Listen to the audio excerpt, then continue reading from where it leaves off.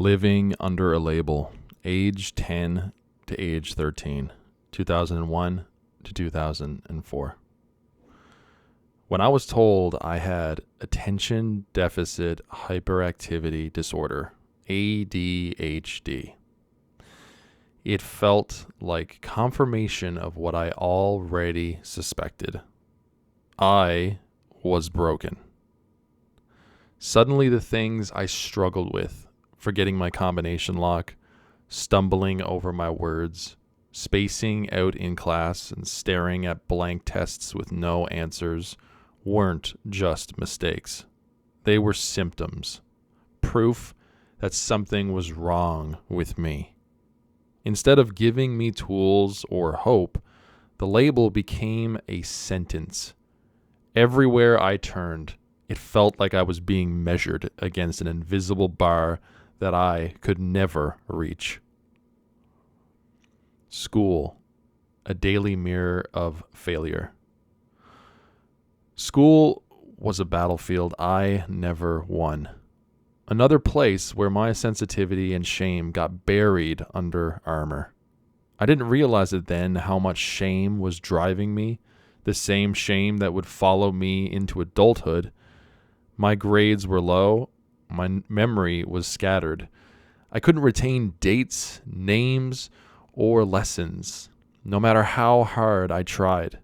When I did speak up, I stuttered or fumbled my words, and humiliation burned in my chest. Every forgotten fact or messed up answer whispered the same truth in my head. You're an idiot. You're stupid. You'll never measure up. One of the clearest memories is of a math test I hadn't studied for. The paper hit my desk and my mind went blank.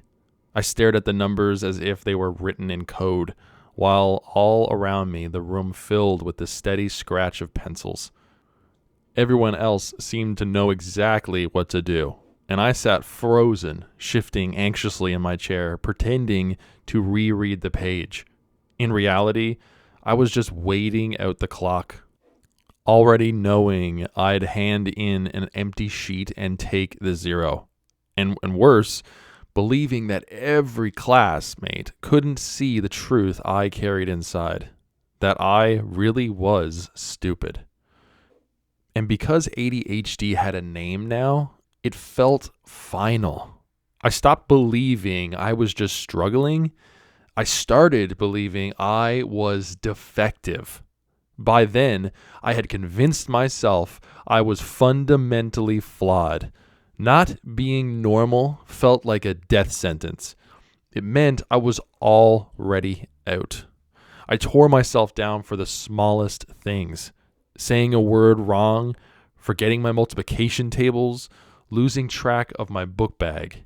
Each mistake became proof in my mind that I was broken. That wasn't the truth, but it's how it felt back then. Like I was the only one that couldn't measure up. That's how it felt then. Like the classroom itself was proof I didn't belong. Looking back now, I can see I wasn't stupid at all. I just hadn't been given the tools or support I needed to thrive. The double weight. ADHD meets HSP, highly sensitive person. What made it heavier was something I didn't have language for yet. Being a highly sensitive person, where ADHD made me feel stupid, HSP made me feel too much. I absorbed every emotion in the room. My nervous system was always buzzing, loud noises, harsh words, a teacher's impatience, the energy of other kids. It all slammed into me harder than it seemed to hit anyone else. So while I was already drowning in shame from poor marks and mistakes, my sensitivity amplified it. Every sideways glance felt like judgment. Every correction felt like rejection. ADHD told me I wasn't smart enough. HSP told me I wasn't strong enough. And together, they convinced me I was defective at my core. Branded broken. For years, I carried the ADHD label like a scarlet letter. It shaped the way I saw myself in every classroom, every friendship, every failed attempt at success. I believed I was broken, stupid, defective at my core. But that shame didn't just stay inside me. It turned outward. I was angry. I was restless. And I was starting to hate God. Seeds of rebellion. One memory still burns in me. The day I grabbed my mom's Bible and hurled it out of my second-story bedroom window. The pages exploded into the air like confetti, scattering across the lawn.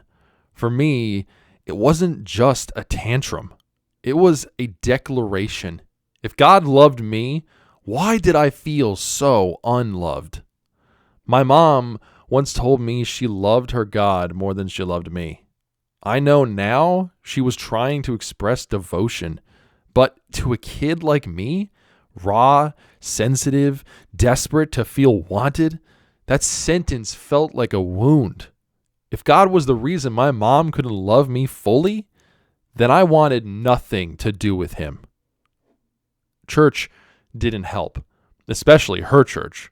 I despised walking into those services, watching the pastor line people up at the front, placing his hands on their heads and using the power of the Holy Spirit to push them over.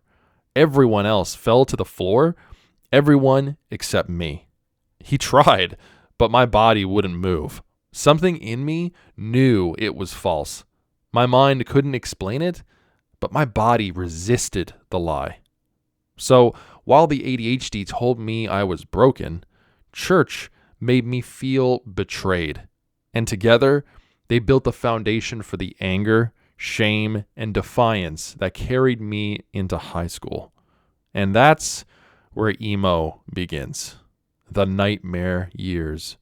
A world where shame became my soundtrack. Rebellion became my mask.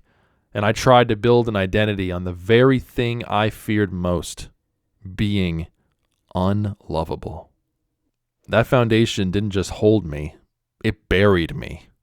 By the time the adolescence hit, shame had become my soundtrack, rebellion my mask, and emo gave me a stage to perform it all.